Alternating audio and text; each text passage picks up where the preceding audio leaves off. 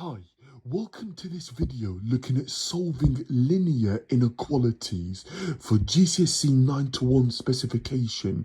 We're looking at the foundation tier and we're looking at grade 4 plus in mathematics. Okay, so this is going to be appropriate for the crossover topics for foundation and higher tier, but most of these questions would be aimed at foundation tier, although some of these questions have appeared on higher tier in the previous years. Okay. Right guys, if you're new to my channel, welcome. Thank you for clicking on this video. Please do make sure that you like this video, press the subscribe button, and lastly click that bell icon so you don't miss out on further videos and further uploads. Okay, and this video itself actually was recorded on the 12th of April 2022. Okay, and I hope everyone's having a great Easter and everyone's revising really well for the upcoming exams for after Easter, okay, for GCSE and A-level maths. Okay, we're going to start with question number 1. We are asked to solve this inequality, x plus 3 is less than 8.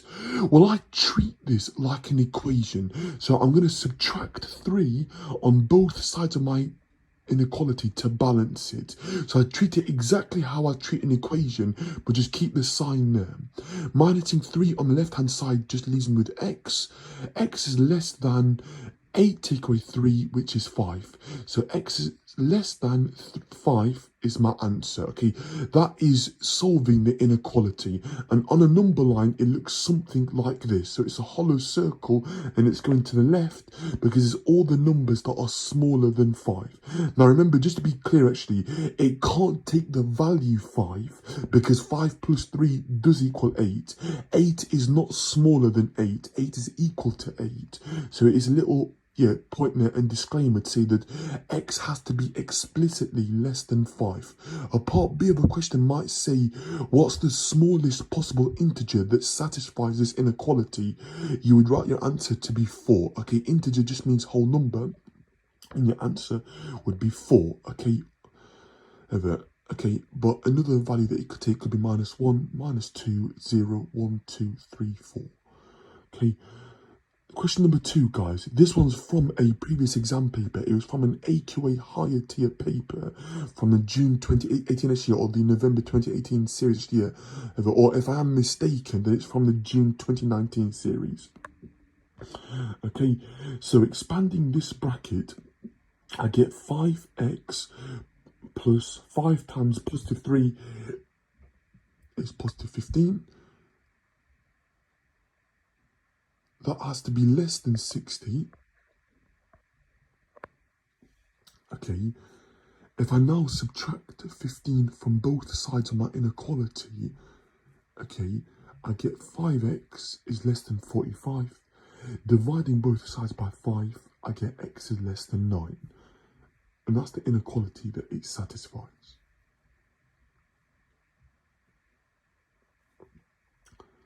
On to question number 3 now. Solve x minus 7 is greater than 9. Well, adding 7 to both sides to balance the inequality, I get x is greater than 16. 9 plus 7 is 16. Okay, this is question number 4. 2x minus 4 is less than or equal to 8.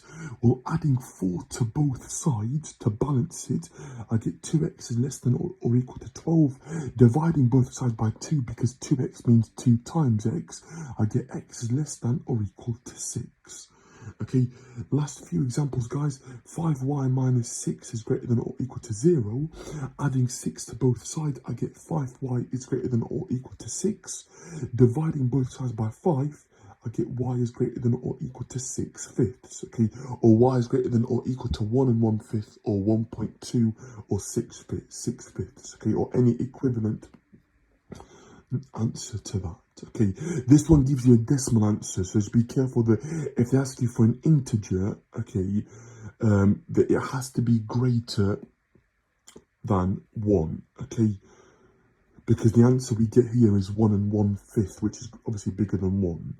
Okay, question 6, guys. Solve this inequality. So this one actually was from an Edexcel paper, higher tier paper from the 2020 series. Okay, 5x over 2 is greater than 7. Timesing both sides by 2, I get 5x is greater than 14.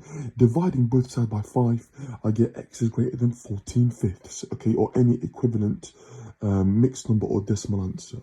okay? This is question number 7 there. Solve x over 3 is greater than minus 7, timesing 3 on both sides to get rid of the fraction, because I'm dividing by 3 here, so the opposite is times it by 3. We get x is greater than minus 7 times 3, which is negative 21, because a positive times a negative is a negative. Okay, and the last point to denote here, that if I multiply or divide by a negative number with an inequality, the signs reverse. Okay, so the sign switches. So if you look here, okay, I've put minus x is less than 5. So that implies that x has to be greater than 5, okay? So if you're multiplying or dividing by a negative number, the sign reverses, so the sign switches around, okay? Okay, so I thought I'd put that in there, okay? Right, guys, okay, so that is the end of today's video. So I hope you find it useful. I hope you find it informative. Please do subscribe to keep up to date with this video and this channel, okay? Thank you so much for watching, okay? And I'll catch you in the next one. Bye for now.